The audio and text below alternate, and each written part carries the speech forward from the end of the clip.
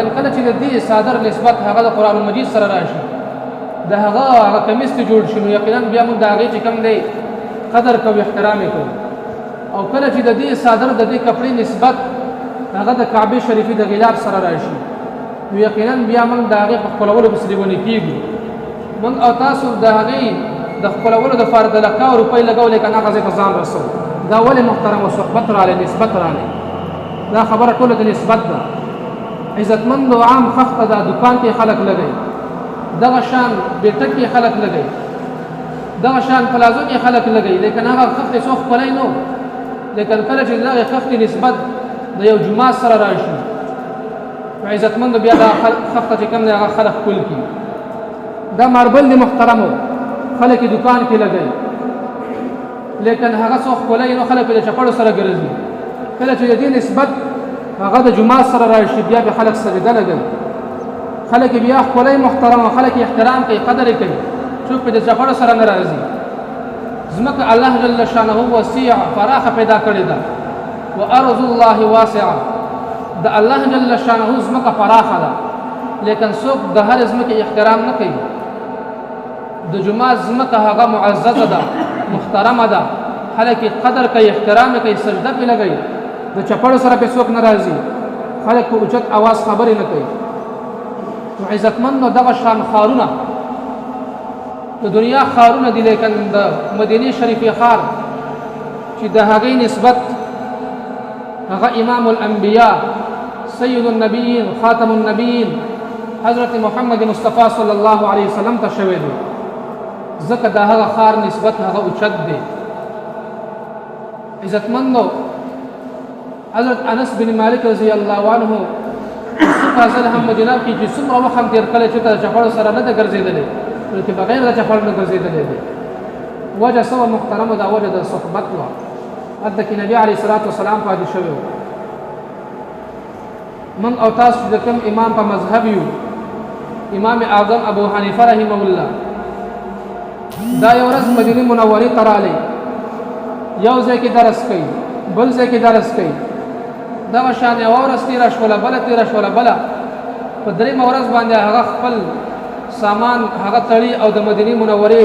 د ښار نه وځي چې کله هغه خلکو ته پته ولګېده نو خلک ټول راغونډ شو لارې ته راووتل او ورته وایي نه امام صاحب ته زموږ نه نشي تللی ځکه تا خو موږ ته یو ډېر لوی درس راکړو تا خو موږ د ګمراهۍ د تیارو نه راوایستلو تا خو موږ ته دین وښودو ته به څنګه ځې زموږ هغه ورته وایي ګوره ما مه مجبوروئ زه ډېرې لوی مجبورۍ روان کړی یم ما پرېږده وایي به هر حال هغه ایثار کړو په څلورمه ورځ باندې بیا امام اعظم ابو حنیفه رحمه الله راووتو خپل سامان تیار کړو او هغه د ښار نه وځي چې هغه خلکو ته پته ولګېدله خلک بیا راووتل امام صاحب ته وایي وایي چېرته روان یې هغه ورته وایي ځمه خپل کلي ته ځم خپل وطن ته ځم ورته وایي ته نشي تللی هغه وایي ګوره وایي د دې ښار نه د وتلو شان نشته دی لیکن زه یو ډېر لوی مجبورۍ روان کړی یم هغوی ورته وایي ولې صاحب وایي موږ ستاسو عزت نه دی کلی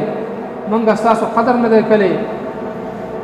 موږ ستاسو خدمت نه دی کلی تاسو ولې زموږ نه خفه روان یئ څه وجه کیدی شو هغه ورته وایي ګوره زه چې کله دلته راغلی یم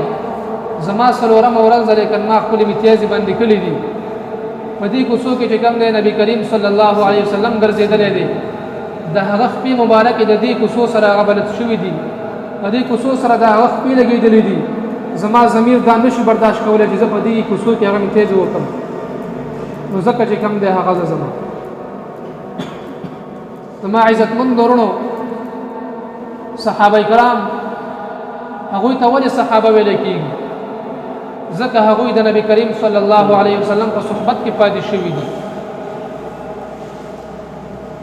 کم صفتونه چې په نبی کریم صلی الله علیه وسلم کې موجود وو هغه صفتونه چې کوم دی په صحابهو کې هم راغلي وو دې وجې نه محترمو که د دنیا علما اولیاء بزرګان او دغه رنګې مفسرین دا ټول راجمع شي لیکن د یو ادنا صحابي د خپلو خاورو ته نشي رسېدلی او دا زموږ عقیده ده محترمه